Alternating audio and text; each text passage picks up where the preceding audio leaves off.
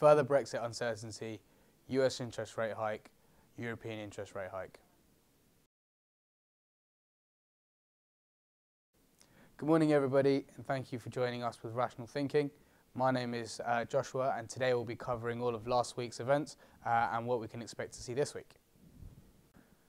So to start with the pound last week, we had a very volatile week. The previous week ended with the Chequers proposal being torn apart, but this week started with EU officials saying that they would be happy to give us a deal that included access to the free market. Now, days following that actually came to light that the reality, or the threat even, of a no-deal Brexit is still very much alive and subsequently weighing very heavily on the pound.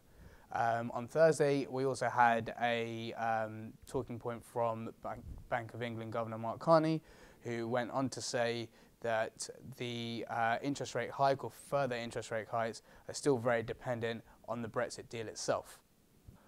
Last week we had news from the European Central Bank of a potential rate hike following strong inflation figures.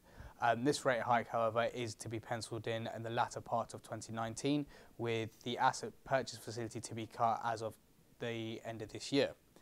This is very key, to be honest, because we've got the US raising interest rates and the EU, or the European Central Bank, gearing up to raise interest rates, but in the UK, having just raised interest rates, we're potentially looking at cutting interest rates depending on the Brexit deal that may happen. So last week saw the US raise interest rates for the US dollar. The actual likelihood of the interest rate hike was priced in as 100%, so there were no surprises there.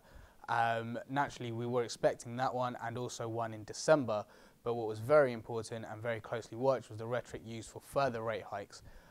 The Fed actually alluded to potentially 3 further rate hikes in 2019, which would be very, very dollar positive, especially given what we're seeing in the UK and Europe. So for data this week, we've got the annual Conservative Party's conference. Naturally, Brexit is going to be a massive talking point, so inevitably we will see some spill out from this conference itself. Furthermore, for the pound, we've got services PMI figures and manufacturing PMI figures later on this week. And also for the US dollar, we've got the highly anticipated non-farm payroll. As we know, that's printed the first working week of every month, and it will be closely watched to see what forward guidance is to be given of potential interest rate hikes in the US. And that's all from me this week. As always, thank you for joining, and please do like, comment and share the video. At RationalFX, we are here to help you with your foreign currency needs, so please do feel free to reach out to either myself or anyone of my team, and we'll be happy to help you out.